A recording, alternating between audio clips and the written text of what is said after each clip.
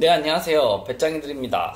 오늘 얘기를 하기 전에 술을 먼저 한잔 하면서 얘기를 하고 싶어요. 베트남은 뭐다? 타이거다.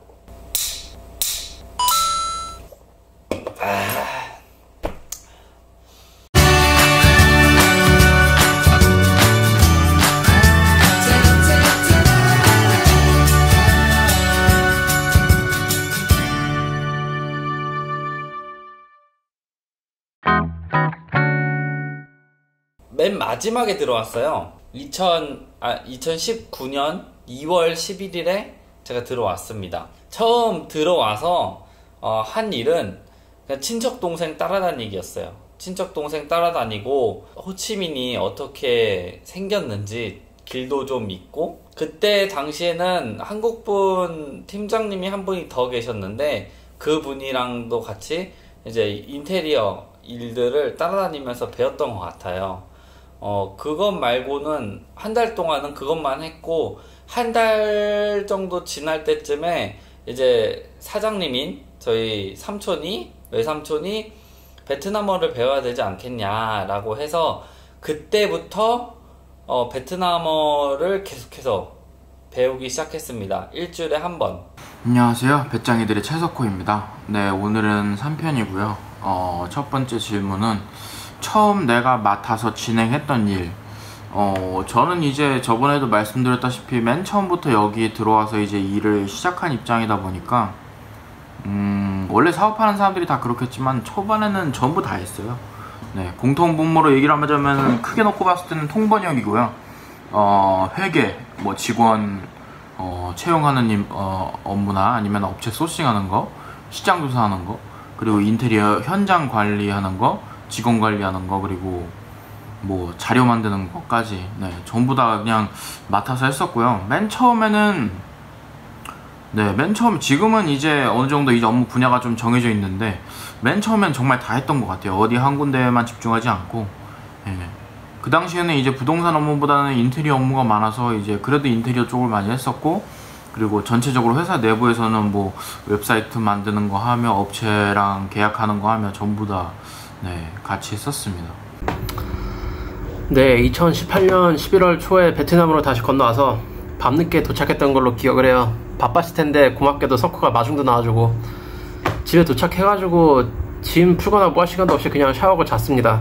그리고 다음날 좀 늦게 일어나가지고 바로 2군 2TM에 있는 트립이나 회사로 일하러 갔어요. 일하기 싫은데 책상을 받고 자리를 배정받고 직원들한테 소개가 됐죠. 첫날이야 뭐 회사 둘러보고 층마다 어떤 가구가 있는지도 보고 어떤 직원이 어떤 일을 하는지 그런 것들을 소개를 받았던 것 같아요. 그때는 한국에는 대표님하고 석호, 덕호, 그리고 저 이렇게 있었죠. 첫째 날이었나 둘째 날이었나 제가 도착한 기념으로 회식을 했습니다. 그 이후에 석호, 덕호하고 제가 업무를 배정을 받았어요. 석호가 가구 및 회사 총괄이었고, 덕호가 마케팅, 그리고 제가 부동산을 맡았습니다. 부동산 쪽 얘기를 좀 하자면, 처음에는 제가 발품 띄고 많이 돌아다녀 본 게 아니었으니까 여기가 어딘지 저기가 어딘지 그냥 잘 모르고 그냥 매물 있는 대로 광고를 그냥 막 올렸어요. 그나마 다행인 거는 그때 저희가 가진 매물들이 한 90%는 저희 가족들, 친인척들이 소유한 아파트였기 때문에 제가 가서 방문하고 사진 찍는 거는 좀 자유로웠습니다. 단점은 매물들이 다 뉴시티 아니면 사도라. 그때 당시만 해도, 사실 지금도 그렇지만 주변에 편의시설이 하나도 없는 2TM 아파트였기 때문에 영업하는 게 쉽지는 않았어요. 하여튼 그래서 그렇게 주변 지리를 익혀가면서 카톡 광고도 계속 고쳐보고, 카톡 외에 다른 방법이 있나 모색도 해보고, 그러면서 한 달 후에나 첫 계약을 했던 걸로 기억을 합니다. 사업하면서 힘들었던 거는, 제가 가장 첫 번째로는 제가 베트남어를 못하는 것이 일단 가장 힘들었어요. 영어를 할 수 있는 베트남 사람이 그렇게 많지가 않았어요. 실질적으로 저희가 인테리어를 하는 분들이, 인테리어를 하는 베트남 분들이 영어를 할 수 있는 사람이 그렇게 많지 않았어요. 실질적으로 다 베트남어만 할 수 있는 분들이 많았고, 그런 것들이 이제 제가 베트남어를 할 수 없었던 점이 일단 일을 하는 데서 너무 힘들었던 점이 있었고, 베트남의 시스템, 그러니까 아파트의 시스템이 너무 달랐어요, 한국이랑. 뭘 하려고 해도 다 관리부에 가서 허락을 받고 서류로 받고 집주인한테 연락을 받고 있는 거라 그것도 너무 힘들었고, 그 다음 뭐 점심시간이나 퇴근시간 끝나면 어떤 일도 진행이 되지 않는 그런 것들도 너무 힘들었고요. 사실 내가 사회초년생들이 와서 뭔가를 한다고 했으니 잘 알지도 못하고, 그 다음에 어떤 막히는 그런 것들이 많이 있었죠. 두 번째는 이제 사업하면서 힘들었던 건데, 저는 개인적으로 제일 힘들었던 거는 분위기였어요. 뭐냐면 이미 이제 한 맨 처음부터 이제 일을 시작하면서 잘 모르니까, 그래도 이제 사장님께서 많이 아시는 건 아는데, 근데 다만 일을 하다 보면은 사회 초년생이다 보니까 많이 실수를 했는데, 그래도 이제 실수는 계속 하다 보면 좀 줄어들기 마련이거든요. 근데 이제 이미 해놓은 일들이 많아지는 와중에 항상 저희가 이제 계속 집중해서 얘기를 하는 게 안 된, 아니면 아직 해결이 안 된 문제들이었어요. 근데 이제 그런 문제를 이제 가족이다 보니까 회의하는 그런 좀 이렇게 정식적인 그런 감정이 좀 배제되어 있는 일로서만 좀 이제 보는 게 아니라 좀 감정이 들어가서 서로를 좀 많이 이야기했죠. 네, 너는 그렇게 하면 안 된다, 뭐 이런 식으로. 근데 이제 한창 젊은 나이에 열정이 많긴 했지만, 뭐라 그래야 될까, 계속 이제 미래를 보면서 희망차게 해도 사업이라는 게 계속 꾸준하게 이제 지속해 나가야 되는 거다 보니까 그래도 좀 이제 버티기 힘들 수도 있는데, 너무 이제 문제에만 포커싱 해가지고 뭐가 문제라느니 뭐 이런 식으로 얘기를 하면서 서로한테 상처를 주는 그런 분위기가, 으쌰으쌰 해나가는 분위기가 아니라는 게 많이 힘들었고요. 그리고 더군다나 저희는 이제 가족 기업이다 보니까 그 상처를 주고 받는 대상이 가족이라는 게 저는 사실 제일 힘들었습니다. 그래서 역시 인간관계에서 오는 스트레스가 업무적인 스트레스보다는 좀 많았던 것 같습니다. 사업하면서 어려웠던 거는 뭐 사실 총체적 난국이었는데, 다 말해야 되나? 일단 제일 힘들었던 부분은 경험 없는 사람들이 모여서 사업을 한다는 게 제일 힘들었죠. 남의 도움 없이 신속하게 제대로 일을 하는 거, 또는 어려울 때 돌파구를 찾는다거나 어떤 편법을 모색하는 거, 이런 것들이 다 경험에서 나오는 건데, 경험 없는 사람들끼리 다 모여가지고 중간 관리자로 들어오니까 제대로 돌아가질 않는 거죠. 이런 것들을 이겨내려면 노력으로 이겨낼 수도 있겠지만, 저는 솔직히 말해서 그때 그 정도의 각오가 안 돼 있었던 것 같아요. 오기 전에 어느 정도의 각오는 되어 있었지만 막상 와가지고 느끼는 거는 또 다른 거죠. 또 다른 힘들었던 점은 여기서 내가 익숙하지 않은 문화에서 일을 한다는 거.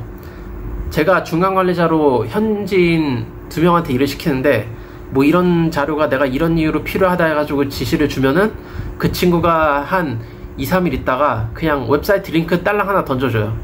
그냥 또 막상 들어가지고 보면은 제가 원하는 자료도 아니에요. 그래서 세세하게 항목별로 하나하나 써가지고 주든지 하면은 이게 다 제 일이 돼버리는 거죠. 또 뭐 이런저런 핑계도 많아요. 뭐 이래서 안 된다, 저래서 안 된다. 그게 진짜로 안 되는 걸 수도 있죠. 항상 그런 것들에 대해서 배려와 상대 입장에서 생각해보려는 시도는 하는데, 근데 어쨌든 일을 시켜서 하려고 하면은 너무 효율이 떨어지는 그런 게 힘들었던 기억이 납니다. 근데 또 사실 이런 것 때문에 실패를 하는 것도 아닌 것 같아요. 말 그대로 그런 거는 휴먼 리소스, 그냥 인적 자원일 뿐이고, 이런 활용처를 바꾸든지 그냥 갈아 엎어버리든지 그 활용법은 다 나한테 달린 건데, 결국은 제가 부족했던 거였죠. 3개월 중 가장 기억에 남는 사건은 좀 여러 가지가 있는데, 간단하게 말하면 그 5명이서 같이 살았었는데, 그 아래 카페가 있어요. 토니 카페라고 있는데, 그 카페에서 이제 넷이서, 친척 4명이서 모여가지고 뭐도 하고 뭐도 했으면 좋겠다 해서 막 이렇게 분배하고 막 그랬던 기억, 그런 것들이 기억에 남고, 그때부터 으쌰으쌰 잘 했으면 어땠을까. 사실 이 얘기 그때 이런 유튜브 얘기도 나왔었어요. 그 당시에 친척 형이랑 둘이서 자주 좀 로컬 같은 데 가서 음식도 도전하고 먹을 것도 먹어보고 약간 그랬던 기억이 있는데, 그때 저는 너무 스트레스도 많이 풀고 재밌었던 기억도 있고. 일단 이거는 약간 슬픈 기억인데, 사실 그 처음부터 친척 동생이 준비를 하다 보니까 제가 왔었을 때 그 친구의 갈등 고조가 최상이었대요. 그 당시에 너무 힘들었던 거죠. 그때 2군에서 7군으로 오토바이를 타고 이렇게 가고 있는데 친척 동생이 와!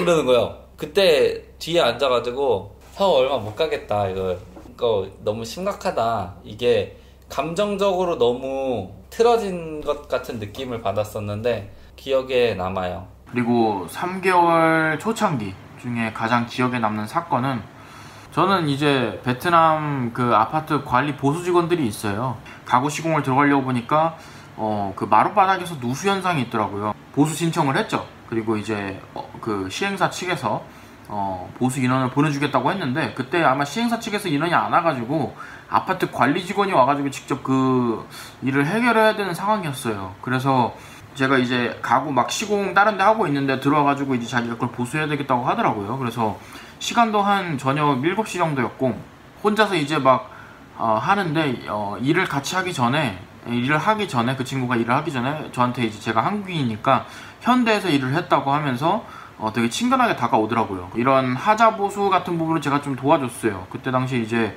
무슨 약품을 어디다가 발라가지고 바닥 부분을 들춰낸 다음에 발라가지고 좀 도와줬어요, 밤에.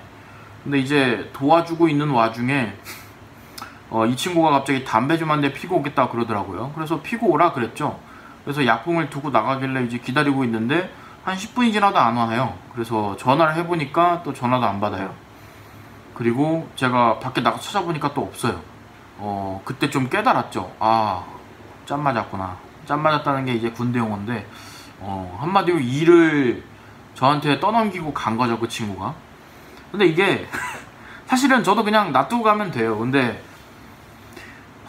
좀 많이 너무 어이없었어요. 네, 저는 제가 해야 되는 일이 따로 있고, 또 그 친구가 이제 하는 게 힘들어 보여서 도와준답시고 이제 친해지려고 도와줬는데, 그 일을 떠넘기고 갔다는 것 자체가 어떻게 보면 되게 소소한 일이잖아요. 그냥 제가 다음날 그냥 막말로 관리부 찾아가가지고 그 친구 찾으면 나와요. 근데 제가 가서 뭐 싸우자고 해도 의미가 있는 건지, 어떻게 이런 시장이 조금 좀 두려웠어요, 그때.